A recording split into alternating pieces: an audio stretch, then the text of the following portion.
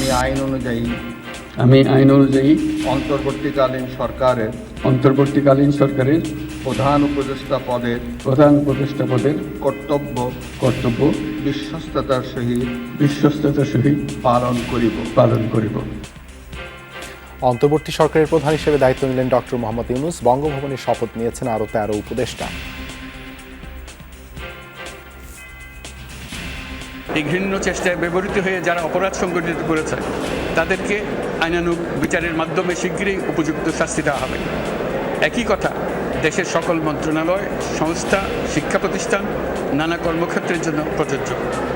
সর্বত্র অপরাধীর বিচার হবে। অস্থির বাংলাদেশকে শান্ত করাই অন্তর্বর্তীকালীন সরকারের প্রথম কাজ, প্রতিক্রিয়ায় জানালেন উপদেষ্টারা।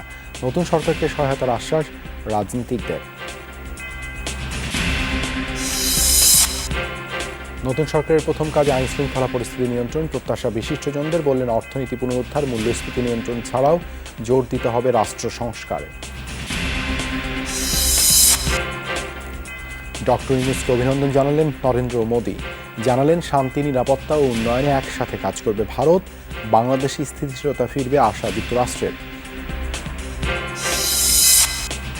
আজও রাজধানীর সড়কে ট্রাফিক ব্যবস্থাপনার দায়িত্ব শিক্ষার্থীরা। যান চলাচল বৃদ্ধির সাথে বেড়েছে নগরবাসীর ব্যস্ততা। ছোট গাড়িগুলোকে আমরা বাম পাশ দিয়ে ক্রস করাচ্ছি, আর আমরা বড় গাড়িগুলোকে ডান পাশ দিয়ে ক্রস করাচ্ছি। হয়তো থানায় পুলিশ আজকে থেকে আসতে পারে, কিন্তু রাস্তায় তারা থাকবে কিনা সেটা আমরা কনফার্ম না।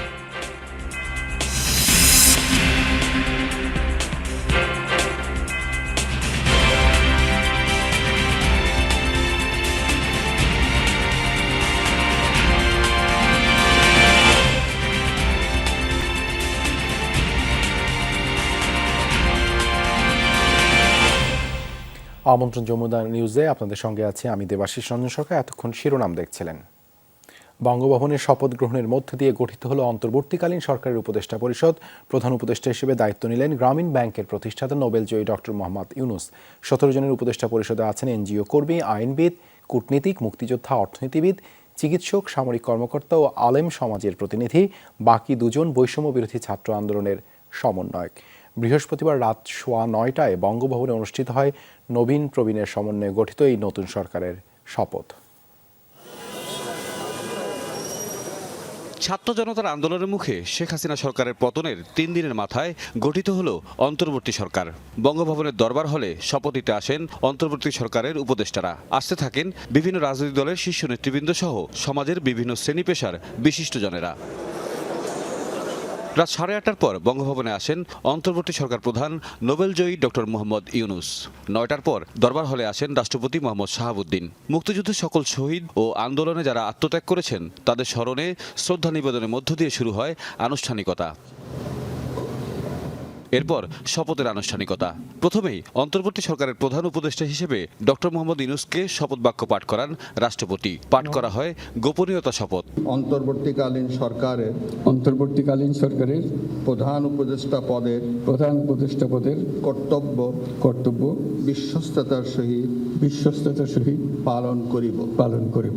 এরপর উপদেষ্টাদের শপথ পড়ান রাষ্ট্রপতি। 16 উপদেষ্টার মধ্যে 3 জন ঢাকার বাইরে থাকায় শপথ নেন 13 জন। এর মধ্য দিয়ে যাত্রা শুরু হলো নোবেলজয়ী ডক্টর ইউনূসের নেতৃত্বে 17 সদস্যের অন্তর্বর্তী সরকার। অন্তর্বর্তী সরকার প্রধান ডক্টর ইউনূসের উপদেষ্টা পরিষদে যে 13 জন শপথ নিলেন তারা হলেন অধ্যাপক ডক্টর আসিফ নজরুল, মানবাধিকার কর্মী আদিলুর রহমান খান, সাবেক অ্যাটর্নি জেনারেল হাসান আরিফ, সাবেক পররাষ্ট্র সচিব তৌহিদ হোসেন, আইনজীবী এবং পরিবেশ আন্দোলন কর্মী সৈয়দা রেজওয়ানা হাসান, শারমিন মুর্শিদ, বিধান রঞ্জন রায়, আফম খালিদ হাসান, ফরিদা আক্তার, নূরজাহান বেগম, সাবেক নির্বাচন কমিশনার অবসরপ্রাপ্ত brigadier general M Sakhawat Hossain, বৈষম্য বিরোধী ছাত্র আন্দোলনের সমন্বয়ক নাহিদ ইসলাম ও আসিফ মাহমুদ সজীব ভুইয়া।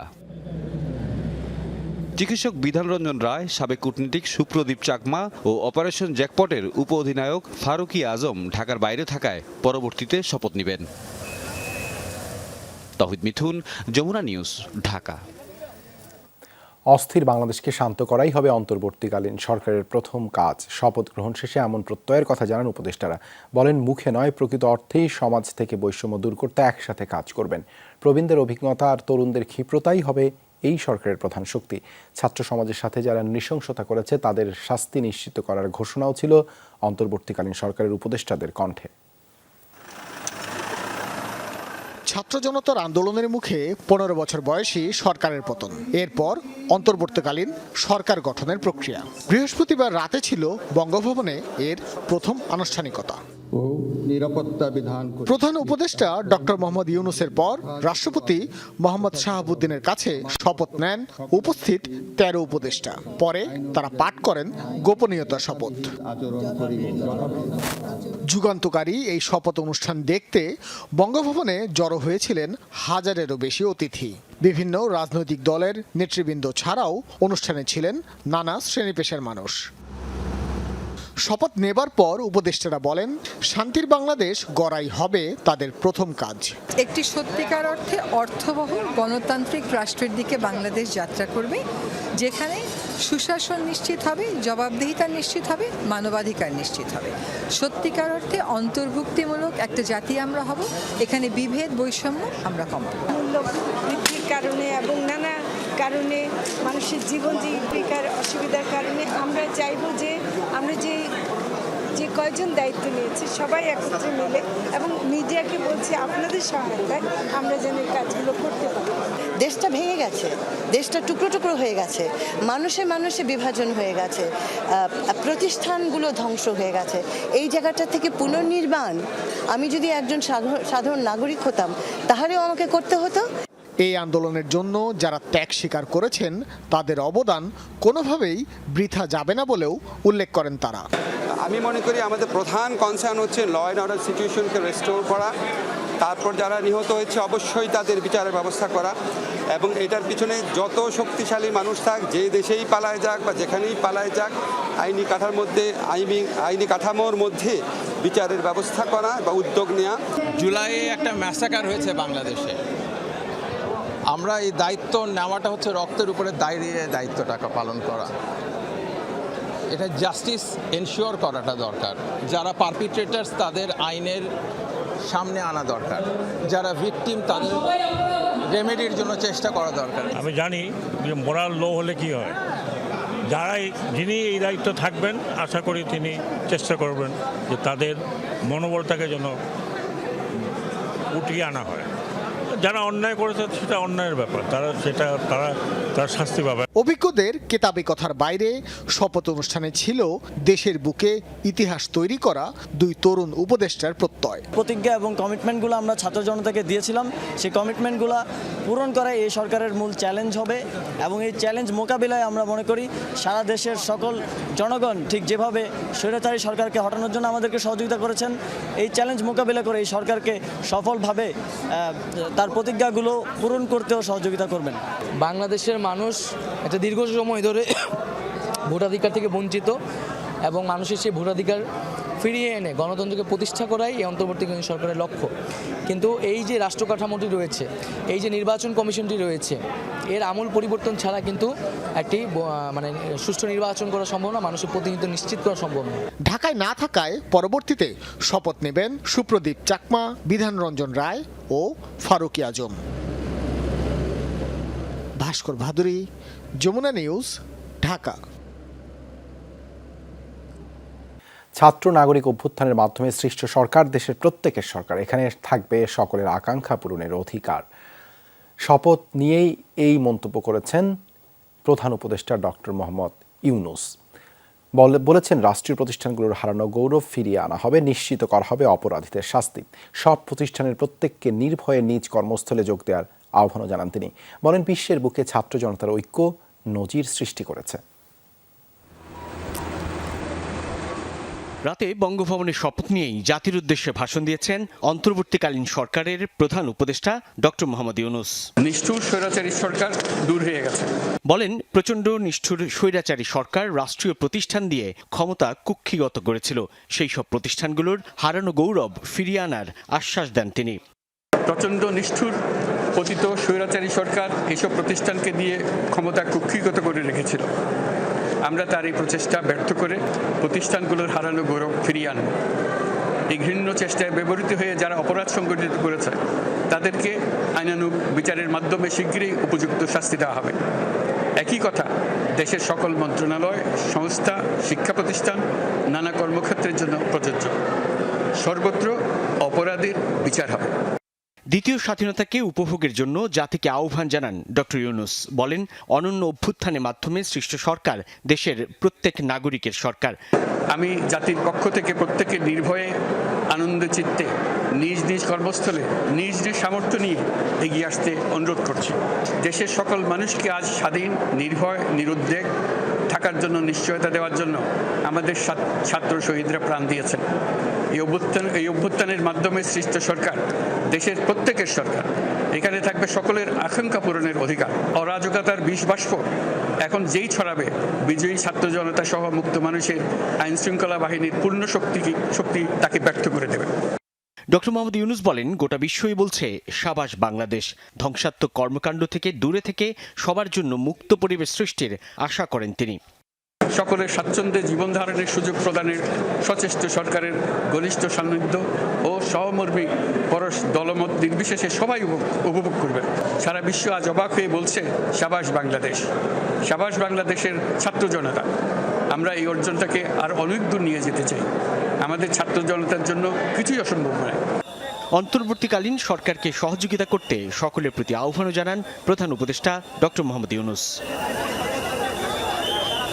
শপথ নিলেন বঙ্গভবনে ডক্টর মোহাম্মদ ইউনূস। আগামী রাষ্ট্র গঠনে কিংবা দেশের শান্তি শৃঙ্খলা, অর্থনৈতিক সমৃদ্ধি ফিরিয়ে আনায় বেশ আন্তরিকতাও প্রকাশ করলেন তিনি। কিন্তু ঠিক কতদিন এই অন্তর্বর্তীকালীন সরকার তাদের দায়িত্ব পালন করবে সেটি এখনই স্পষ্ট নয়। আগামীতে রাজনৈতিক দলগুলির সঙ্গে সমন্বয় রেখে কিংবা তাদেরকে আস্থায় এনে ডক্টর মোহাম্মদ ইউনূস সুখী, সমৃদ্ধ এবং নতুন বাংলাদেশ গড়ে তুলবেন, সেই প্রত্যাশায় সাধারণ মানুষ। সাইফুদ্দিন রবিন, যমুনা নিউজ, ঢাকা। গণতন্ত্র সুসংহত করতে অন্তর্বর্তীকালীন সরকার কাজ করবে বলে মনে করেন বিশিষ্টজনরা। তারা বলছেন, এই সরকারের প্রথম কাজ আইন শৃঙ্খলা পরিস্থিতি নিয়ন্ত্রণে আনা, অর্থনীতি পুনরুদ্ধার, মূল্যস্ফীতি নিয়ন্ত্রণ ও রাষ্ট্র সংস্কারের উপরও জোর দিয়েছেন তারা। এক্ষেত্রে অন্তর্বর্তী সরকারকে সময় দেওয়ার পক্ষেও বিশিষ্টজনরা। শান্তিতে নোবেল বিজয়ী ডক্টর মোহাম্মদ ইউনূসের নেতৃত্বে সংকটকালীন সময়ে শপথ নিল অন্তর্বর্তীকালীন সরকার, যাদের উপর রাষ্ট্র সংস্কারের দায়িত্ব বলে মনে করেন বিশিষ্টজনরা।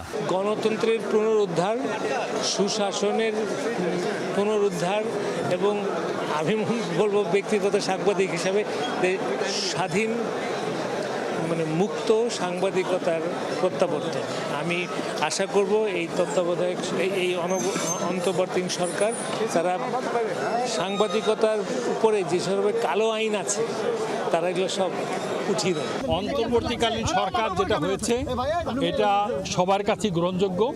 আমরা প্রধানমন্ত্রীর যে অসীম ক্ষমতা, এই ক্ষমতার বিকেন্দ্রীকরণ করা দরকার।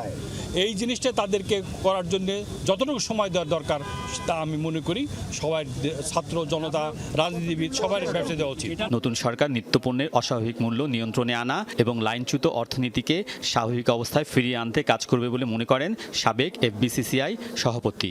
অর্থনীতির অবস্থা খুবই খারাপ, ব্যাংকগুলো ভেঙে পড়েছে, বাংলাদেশ ব্যাংকে কোনো নিয়ন্ত্রণ নাই। এই অর্থনীতিতে ডিসিপ্লিন ফিরিয়ে নিয়ে আনতে হবে। তার মতে এই মুহূর্তে অন্তর্বর্তী সরকারের প্রধান কাজ আইন শৃঙ্খলা পরিস্থিতি নিয়ন্ত্রণে আনা। আমরা আশা করব প্রথমেই তারা আইন শৃঙ্খলা যেটা ভেঙে পড়েছে সেটাকে যত দ্রুত সম্ভব সেটাকে পুনর্বহাল করা, পুলিশ বাহিনীকে পুনর্গঠন করা। ছাত্র জনতা হত্যায় জড়িতদের বিচারে বিশেষ কমিশন গঠনের উপরও গুরুত্ব দিয়েছেন বিশিষ্টজনরা। আলমগীর স্বপন, যমুনা নিউজ, ঢাকা।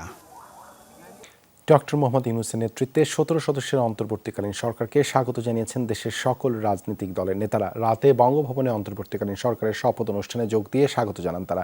দেশের চলমান অস্থিতিশীল পরিস্থিতি কাটিয়ে নতুন নেতৃত্বে দেশ আবারও ঘুরিয়ে দাঁড়ানোর প্রত্যয় ব্যক্ত করেন তারা। গঠিত হলো ডক্টর মোহাম্মদ ইউনূসের নেতৃত্বে 17 সদস্যের অন্তর্বর্তীকালীন সরকার। রাতে বঙ্গভবনে তাদের শপথ গ্রহণ অনুষ্ঠানে অন্যান্যদের মধ্যে উপস্থিত ছিলেন বিভিন্ন রাজনৈতিক দলের নেতারা। এ সময় ডক্টর ইউনূসের নেতৃত্বে গঠিত অন্তর্বর্তীকালীন সরকারকে স্বাগত জানান বিভিন্ন দলের নেতারা। আমি আশা করি উনি আমাদের বাংলাদেশটাকে আরো সুন্দরভাবে এগিয়ে নিয়ে যাবে। আর তার সাথে যে ছাত্ররা জীবন দিয়ে গেল ওদের আমি মাগফিরাত কামনা করছি। আর যারা অসুস্থ তারা যাতে আল্লাহর কাছে দোয়া করব যাতে তারা খুব শীঘ্রই ভালো হয়ে আমাদের মাঝে ফিরে আসুক। মন্তব্য একটাই, আশা করি এরা সফলতা অর্জন করবে। ছাত্র জনতার ঐক্যবদ্ধ আন্দোলন যেভাবে সফল হয়েছে, ওনাদের কর্মকাণ্ড সফলতার মধ্যে দিয়ে একটি নির্বাচন দেশে অনুষ্ঠিত হবে। রাজনীতিবিদরা আশাবাদ ব্যক্ত করেন দেশের চলমান পরিস্থিতি কাটিয়ে নতুন নেতৃত্বে দেশ আবারও ঘুরে দাঁড়াবে। মানুষের প্রত্যাশা প্রথম হচ্ছে যে আজকে অন্তর্বর্তীকালীন সরকার শপথ গ্রহণ করবার পরে তাদের প্রথম দায়িত্ব হবে দেশে এখন যে নৈরাজ্য চলছে অনতিবিলম্বে সেই নৈরাজ্য বন্ধ করা। সাংবিধানিক, রাজনৈতিক এবং গণতান্ত্রিক অধিকার যাতে প্রত্যেকটি মানুষ সমানভাবে ভোগ করতে পারে, ভবিষ্যতে যাতে বাংলাদেশের গণতান্ত্রিক প্রক্রিয়া কেউ বাধাগ্রস্ত সৃষ্টি করতে না পারে, প্রাতিষ্ঠানিক সেই পরিবর্তনগুলো করতে হবে। এখন এই সরকারকে আমাদের সবারই দায়িত্ব, সবাই মিলে এই সরকারের পাশে দাঁড়ানো এবং আমাদের এই কাঙ্ক্ষিত লক্ষ্যে পৌঁছানো। শপথ অনুষ্ঠানে অন্যান্যদের মধ্যে সামরিক বেসামরিক কর্মকর্তা ও কূটনৈতিকরা উপস্থিত ছিলেন। সকলের প্রত্যাশা ডক্টর মোহাম্মদ ইউনূসের নেতৃত্বে পুনরুদ্ধার হবে দেশের গণতন্ত্র। ফয়সাল মাহমুদ, যমুনা নিউজ, ঢাকা। ডক্টর মোহাম্মদ ইউনূসকে চেনেন না দেশে এমন মানুষ নেই বললেই চলে। তিনি দেশের একমাত্র ব্যক্তি যিনি বাংলাদেশি হিসেবে বিশ্বের সবচেয়ে সম্মানজনক পুরস্কার নোবেল জয় করেছেন। তার আগেই নিজের কর্মের জন্য স্থান পেয়েছেন অসংখ্য গরিব মানুষের হৃদয়ে। ক্ষুদ্র ঋণের মাধ্যমে যারা বেরিয়ে এসেছেন দারিদ্র্য থেকে, তারই মডেল সমাদৃত হয় বিশ্ব পরিমণ্ডলে। পরে তিনি বিশ্বের সব মানুষের কল্যাণে উপস্থাপন করেন সামাজিক ব্যবসার মডেল। এবার দেশ পুনর্গঠনের প্রধান উপদেষ্টা হিসেবে দায়িত্ব নিচ্ছেন বাংলাদেশের ডক্টর ইউনূস, জানাচ্ছেন রাসেল আহমেদ।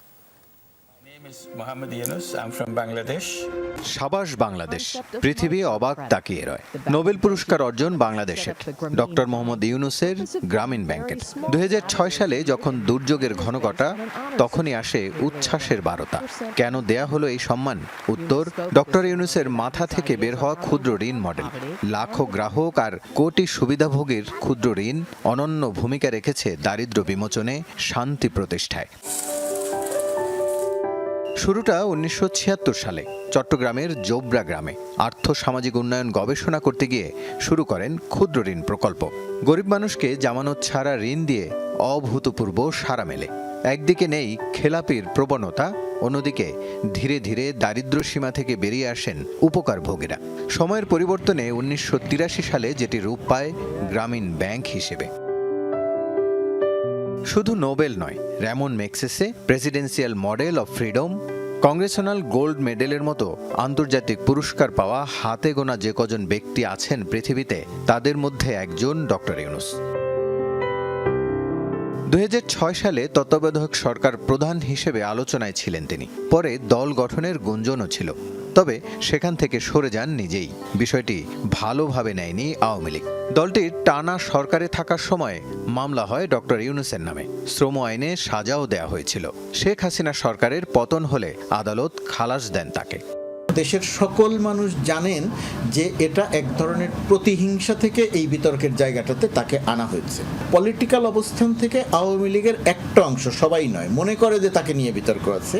আওয়ামী লীগের বাইরের যদি সমস্ত মানুষকে নিয়ে বোঝেন, সেই জায়গাটাতে তাকে নিয়ে কোনো বিতর্ক নেই।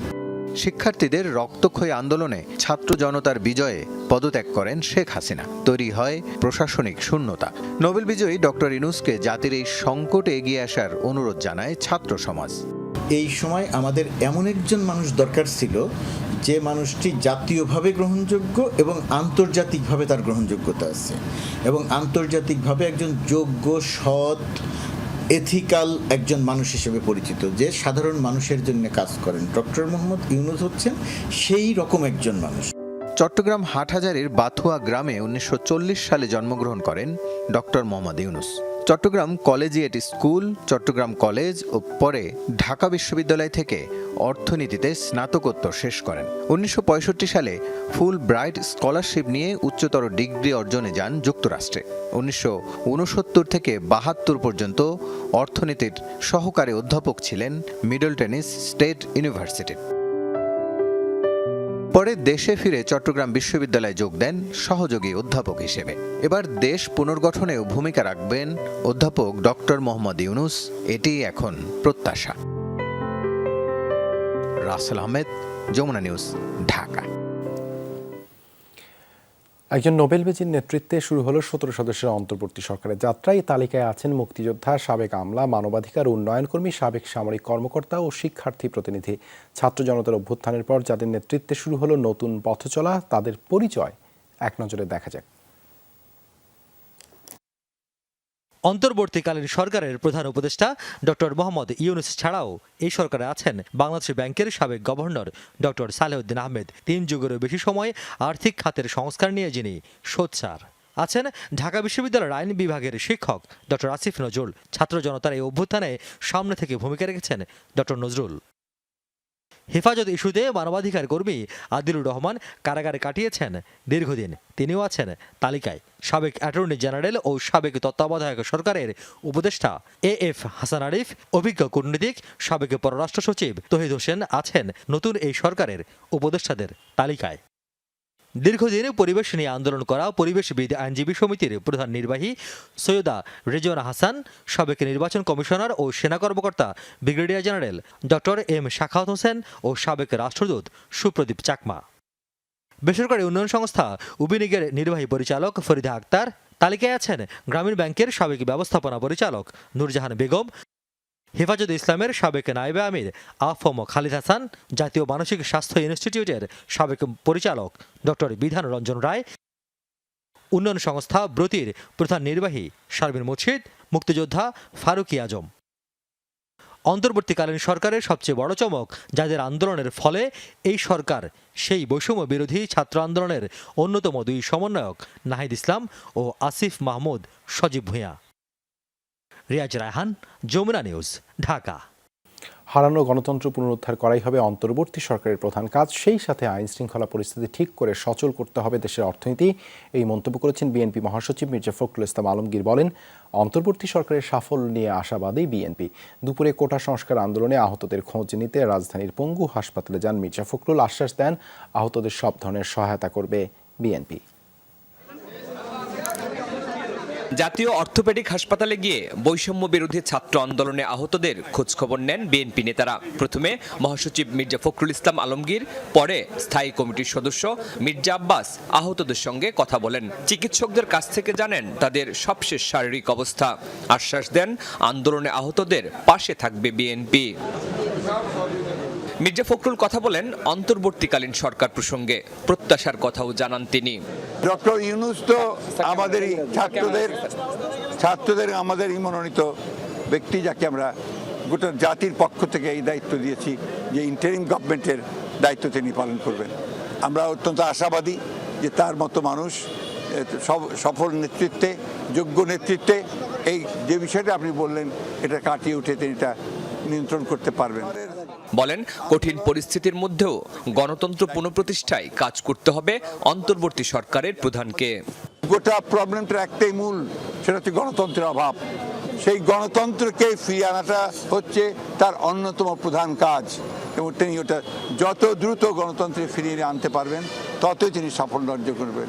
শরীফুল ইসলাম খান, যমুনা নিউজ, ঢাকা। অন্য জায়গার মতো বিচার বিভাগেও পরিবর্তনের সুর। অ্যাটর্নি জেনারেলের পদত্যাগের একদিন পরেই নিয়োগ দেওয়া হয়েছে নতুন অ্যাটর্নি জেনারেল। উচ্চ আদালতের কার্যক্রম বন্ধ থাকার মধ্যেই সুপ্রিম কোর্ট আইনজীবী সমিতির সভাপতি উচ্চ আদালতের বিতর্কিত বিচারকদের পদত্যাগ বা অপসারণের দাবি জানান। সরকার পদত্যাগের সাথে সাথে বিচার বিভাগেও বড় ধরনের পরিবর্তনের আভাস। এর প্রাথমিক সূত্রপাত হল অ্যাটর্নি জেনারেল পদে পরিবর্তন দিয়ে। বুধবার পদত্যাগ করেন attorney general M Amin Uddin. পরদিন সকালেই নিয়োগ দেওয়া হলো অ্যাডভোকেট মোহাম্মদ আসাদুজ্জামানকে, যিনি বিএনপির মানবাধিকার বিষয়ক সম্পাদক। নিয়োগ আদেশের পরই কার্যালয়ে এসে যোগদান করেন তিনি। আমার ফার্স্ট অ্যান্ড ফরমোস্ট দায়িত্ব হলো এ রাষ্ট্রের জনগণের পক্ষে অবস্থান নেওয়া, এই রাষ্ট্রের জনগণের অধিকার সংরক্ষণ করা, এবং যারা সরকারে থাকবেন তাদেরও কিন্তু লক্ষ্য এবং উদ্দেশ্য হলো জনগণের যে নতুন সরকার আসছে, দ্বিতীয় মুক্তিযুদ্ধের মধ্য দিয়ে যে সরকার আসছে, তার এই রাষ্ট্রের জনগণের অধিকার প্রতিষ্ঠার জন্য এসেছে। সরকার পরিবর্তনের পর বেশ সক্রিয় হয়েছেন সুপ্রিম কোর্ট আইনজীবী সমিতির সভাপতি। সকালে এক ব্রিফিংয়ে বিচার বিভাগের আমূল পরিবর্তনে শিক্ষার্থীরা যে দাবি জানিয়েছেন তার সাথে একমত পোষণ করেন। ছাত্রের দাবির সাথে একমত। বিচার বিভাগ থেকে বিচার বিভাগ জেলে সাজাতে হবে, এটা পচিয়ে ফেলেছে। আপিলেট ডিভিশন, হাইকোর্ট ডিভিশনের বিতর্কিত বিচারপতিদের বাদ দিয়ে আগামী রোববার এই সুপ্রিম কোর্ট বসতে হবে। বিচার কার্য না চলা মানে এটা একটা ষড়যন্ত্র, অর্থাৎ রাষ্ট্র চলতেছে না। ব্যারিস্টার খোকন বলেন, যারা বিচার বিভাগের কলকাঠি নাড়ত তাদের সম্পদের হিসাব নিয়ে আইনের আওতায় আনতে হবে। বিকাশ কুমার শাহ সেই এই নিম্ন আদালত আইন মন্ত্রণালয় নিয়ন্ত্রণ করতেছে পুরো। মনিরুল ইসলাম, যমুনা নিউজ, ঢাকা। কুষ্টিয়ায় আইন শৃঙ্খলা সংক্রান্ত বিশেষ সভা অনুষ্ঠিত হয়েছে। বৃহস্পতিবার বিকেল ৩টায় জেলা প্রশাসকের কার্যালয়ে এই সভার আয়োজন করা হয়। সভায় জেলার সার্বিক আইন শৃঙ্খলা পরিস্থিতি নিয়ে দিক নির্দেশনামূলক আলোচনা করা হয়। প্রধান অতিথি হিসেবে উপস্থিত ছিলেন মেজর জেনারেল মোহাম্মদ মাহবুবুর রশিদ। এ সময় বিভিন্ন সরকারি দপ্তরের কর্মকর্তা, রাজনৈতিক ব্যক্তিত্ব এবং গণমাধ্যম কর্মীরা উপস্থিত ছিলেন। দেশের বিভিন্ন জায়গায় বৈষম্য বিরোধী ছাত্র আন্দোলনে নিহত সকল শহীদদের স্মরণে মোমবাতি প্রজ্বলন করেছে শিক্ষার্থীরা। কুমিল্লায় বৈষম্য বিরোধী ছাত্র আন্দোলনে নিহত সকল শহীদদের স্মরণে মোমবাতি প্রজ্বলন করা হয়। বৃহস্পতিবার রাতে নগরীর নানুয়া দিঘির পাড়ে আয়োজন করা হয়। বক্তারা বলেন, শিক্ষার্থীরা কখনো লুটপাটকারী হয় না। বাংলাদেশে যতবারই স্বৈরাচার আসবে ততবারই তারা জ্বলে উঠবে। পটুয়াখালীর বাউফলে আন্দোলনে নিহত শহীদদের স্মরণে মোমবাতি প্রজ্বলন করে কর্মসূচি পালন করেছে বৈষম্য বিরোধী ছাত্র আন্দোলনকারীরা। এ সময় শিক্ষার্থীরা ভবিষ্যতে সৎ পথে চলার জন্য শপথ বাক্য পাঠ করেন।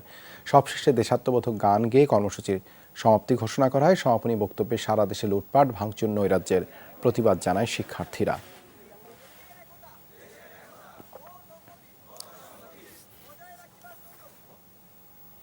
বৃহস্পতিবারও রাজধানীর বিভিন্ন স্থানে ট্রাফিক কন্ট্রোলের কাজ করেছেন শিক্ষার্থীরা। সড়কে যান চলাচলের সংখ্যা বৃদ্ধি পাওয়ায় বেড়েছে তাদেরও ব্যস্ততা। রাজধানীর মোড়ে মোড়ে রয়েছে দায়িত্ব পালন করছে শিক্ষার্থীরা। রোদ বৃষ্টি উপেক্ষা করেই সড়কের যান চলাচল নিয়ন্ত্রণের চেষ্টা করছেন তারা। নীতিমালাগুলো পরিপূর্ণভাবে না জানলেও যথাসম্ভব ট্রাফিক নিয়ন্ত্রণের চেষ্টা করছেন তারা। শিক্ষার্থীরা বলছেন, পুলিশ না থাকায় আইন মানছেন না অনেকেই, অনেক বাস চালকও মানছেন না নির্দেশনা। মোটর সাইকেলের চালকরা বের হন হেলমেট ছাড়াই, তবে তাদেরকে শান্তিপূর্ণভাবে বোঝানোর চেষ্টা করা হচ্ছে, এমনটাই জানিয়েছেন শিক্ষার্থীরা। তাদের সহযোগিতা করছেন বেশিরভাগ সাধারণ মানুষ। ছোট গাড়িগুলোকে আমরা বাম পাশ দিয়ে ক্রস করাচ্ছি, আর হচ্ছে আমরা বড় গাড়িগুলোকে ডান পাশ দিয়ে ক্রস করাচ্ছি। সাথে আমরা এনশিওর করতেছি হচ্ছে গাড়িগুলোর থেকে মোটরসাইকেলে হেলমেট ইউজ করতেছে কিনা, দুটায় ইভেন দুইজনের বেশি আছে কিনা। লাইসেন্স না থাকলে তাদের গাড়িগুলো হচ্ছে আপাতত সাইডে এনে আমরা 7 বা 8 মিনিটের জন্য আটকায় রাখছি এবং বাকি গাড়িগুলোকে আমরা যাওয়ার সুযোগ করে দিচ্ছি এবং পরবর্তীতে যেন লাইসেন্স ছাড়া বের না হয় এর জন্য আমরা চেকিং দিচ্ছি। হয়তো থানায় পুলিশ আজকে থেকে আসতে পারে, কিন্তু রাস্তায় তারা থাকবে কিনা সেটা আমরা কনফার্ম না। সেনাবাহিনী নিরাপত্তায় বৃহস্পতিবার খুলতে শুরু করে ঢাকা নিউ মার্কেট, তবে এদিনও পুরো দমে বেচাকেনা শুরু হয়নি। সকাল 10:30টার দিকে সেনাবাহিনী টহল শুরু করে নিউ মার্কেটের সামনে। এতে অনেক ব্যবসায়ীর মনে স্বস্তি ফিরেছে। এ সময় ব্যবসায়ীদের সচেতন থাকার আহ্বান জানান 30 ফিল্ড আর্টিলারির অধিনায়ক লেফটেন্যান্ট কর্নেল মঈন। তিনি 28 ঘন্টা নিরাপত্তার আশ্বাস দেন। এদিকে ব্যবসায়ীরা জানান, দোকান এতদিন বন্ধ থাকায় বেচাকেনা ও অর্থনৈতিক সংকটে পড়েছে তারা। আরও জানান, দোকান খুললেও মনে কিছুটা আতঙ্ক এখনও রয়েছে। এদিকে ক্রেতারা বলেন, অনেক দিন পরে মার্কেট খোলায় প্রয়োজনীয় জিনিস কেনাকাটা করছেন তারা। যেগুলো প্রয়োজন সেই দোকানগুলো খুলে গেছে, তো মোটামুটি চালানোর মতো সময় যা যা আমাদের দরকার সেগুলো আমরা পেয়ে যাচ্ছি। তো এখন খোলার কারণে হচ্ছে একটু সবকিছু দেখে নিতে পারতেছি আর কি। জিনিসপত্রের দাম বাড়ানো আগের মতো নেই, কিন্তু বেচা বিক্রি নেই। চেষ্টা করব যাতে মার্কেটে কোনো ধরনের কোনো বিশৃঙ্খলা সৃষ্টি কেউ করতে না পারে, কোনো দুর্বৃত্ত যাতে এখানে না আসতে পারে। সকল দোকান খুলে দেশের অর্থনীতিতে আবার নতুন করে কন্ট্রিবিউট করেন এবং সাধারণ জনগণের মনে স্বস্তি ফিরিয়ে নিয়ে আসেন। কারণ এই new market, Nilkhet, Islamia market, এই মার্কেটগুলো কিন্তু ঢাকা শহরের প্রাণ বলা যায়। ডক্টর ইউনূসের নেতৃত্বাধীন অন্তর্বর্তী সরকার বাংলাদেশের রাজনৈতিক স্থিতিশীলতা ফিরিয়ে আনবে, এমন আশাবাদের কথা জানিয়েছে যুক্তরাষ্ট্র। বুধবার পররাষ্ট্র দপ্তরের নিয়মিত ব্রিফিংয়ে এই মন্তব্য করেন মুখপাত্র ম্যাথিউ মিলার। বলেন, বাংলাদেশের চলমান পরিস্থিতি নিবিড়ভাবে পর্যবেক্ষণ করা হচ্ছে। অন্তর্বর্তী সরকার যেসব সিদ্ধান্ত নেবে সেগুলোতে বাংলাদেশের গণতান্ত্রিক মূল্যবোধ, আইনের শাসন ও জনগণের ইচ্ছার প্রতি সম্মান দেখানো হবে বলেও আশা করে ওয়াশিংটন। এ সময় শেখ হাসিনার ভিসা প্রসঙ্গে প্রশ্ন করা হলে মিলার জানান, এটি কনফিডেন্সিয়াল বিষয়। যুক্তরাষ্ট্রে অবস্থানরত শেখ হাসিনার ছেলে সজীব ওয়াজেদ জয়ের সবশেষ ভিডিও বার্তার ব্যাপারে প্রশ্ন করা হলে তা এড়িয়ে যান তিনি। বলেন, নিজ দেশের কোনো নাগরিকের বক্তব্য নিয়ে তাঁর মন্তব্য নেই। in the days ahead. And talk about the OIC meeting and how significant or not it would we have be. been trying to. We continue to monitor. বাংলাদেশে কি ঘটছে তার উপর আমরা নজর রাখছি। আমরা দেখেছি মোহাম্মদ ইউনূসকে অন্তর্বর্তী সরকারের প্রধান হিসেবে নিয়োগ দেওয়া হয়েছে। বাংলাদেশের দীর্ঘমেয়াদী শান্তি এবং রাজনৈতিক স্থিতিশীলতার প্রতিষ্ঠায় অন্তর্বর্তীকালীন সরকার গুরুত্বপূর্ণ ভূমিকা পালন করবে বলে বিশ্বাস করে যুক্তরাষ্ট্র। Peace and political stability in Bangladesh. অন্তর্বর্তী সরকারের প্রধান উপদেষ্টা ডক্টর মোহাম্মদ ইউনূসকে অভিনন্দন জানিয়েছেন ভারতের প্রধানমন্ত্রী নরেন্দ্র মোদী। বৃহস্পতিবার স্থানীয় সময় রাতে মাইক্রোব্লগ সাইট এক্সে এক পোস্টে শুভেচ্ছা বার্তাটি প্রকাশ করেন মোদী। বলেন, শান্তি, নিরাপত্তা ও উন্নয়নে একসাথে কাজ করবে ভারত। বাংলাদেশ দ্রুতই সবকিছু স্বাভাবিক হবে ব্যক্ত করেন এমন প্রত্যাশা। বাংলাদেশের হিন্দু ও অন্য সংখ্যালঘু সম্প্রদায়ের নিরাপত্তার বিষয়টিও তুলে ধরেন পোস্টে। বৃহস্পতিবার বঙ্গভবনে স্থানীয় সময় রাত 9টায় অন্তর্বর্তীকালীন সরকারের প্রধানের উপদেষ্টা হিসেবে শপথ গ্রহণ করেন শান্তিতে নোবেলজয়ী ডক্টর ইউনূস।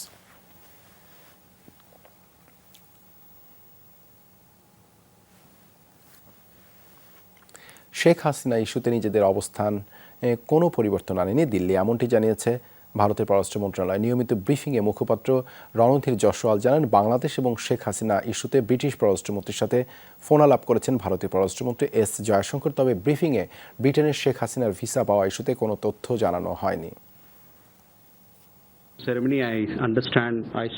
এরই মধ্যে বাংলাদেশ ইস্যুতে ব্রিটিশ পররাষ্ট্রমন্ত্রীর সাথে ফোনালাপ করেছেন ভারতীয় পররাষ্ট্রমন্ত্রী।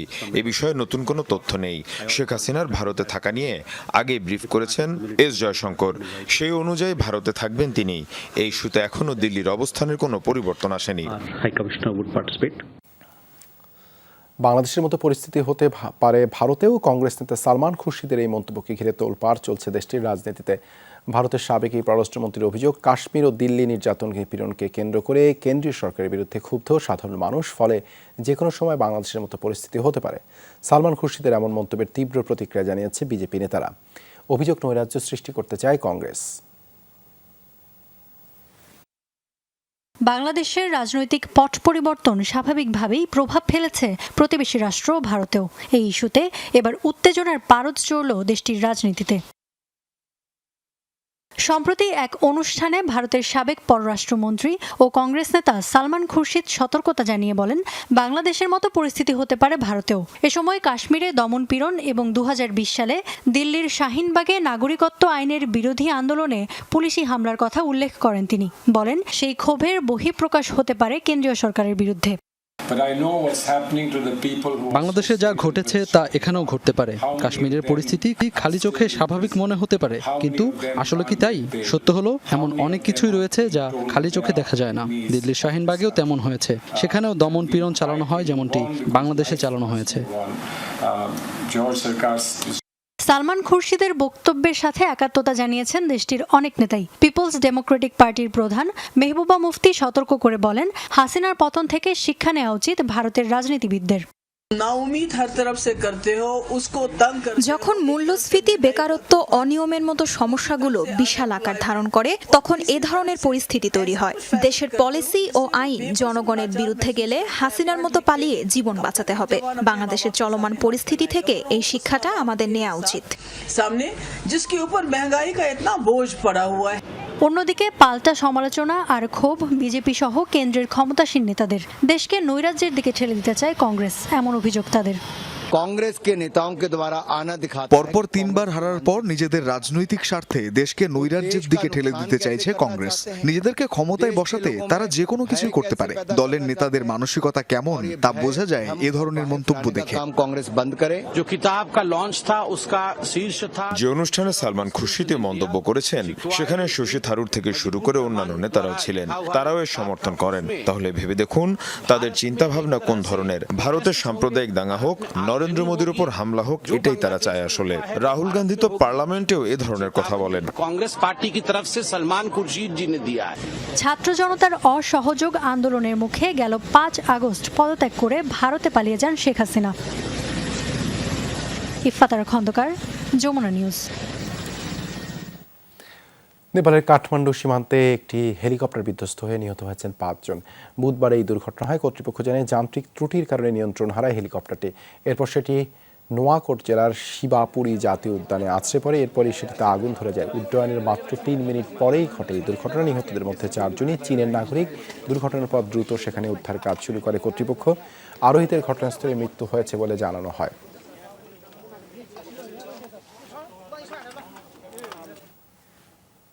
মুসলিম ও অভিবাসী বিরোধী দাঙ্গা সহিংসতার কারণে আতঙ্ক আর শঙ্কায় দিন কাটছে যুক্তরাজ্যে বসবাসরত মুসলিম সম্প্রদায়ের।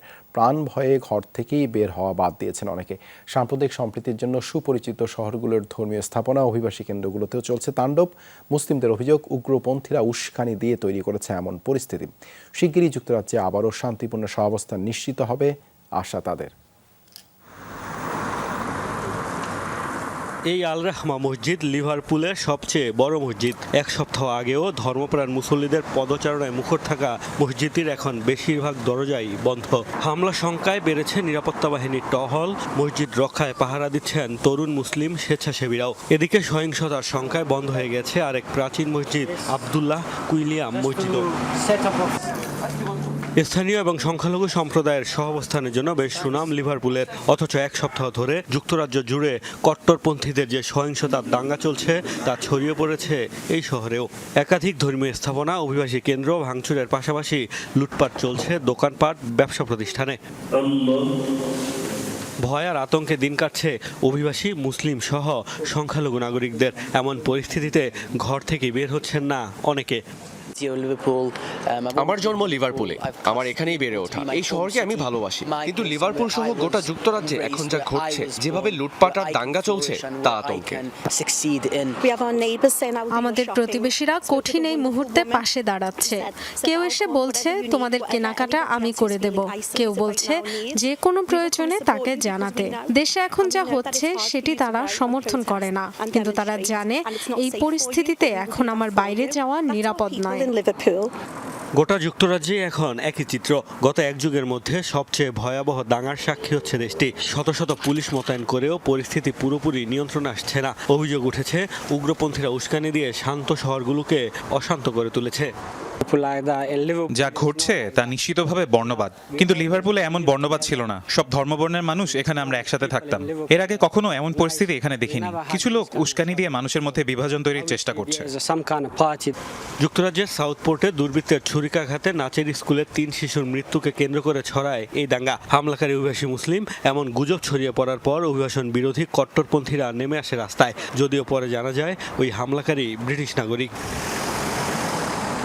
মোস্তফা মাহমুদ, যমুনা নিউজ। এই ছিল যমুনা নিউজে। এতক্ষণ সাথে থাকার জন্য ধন্যবাদ সবাইকে।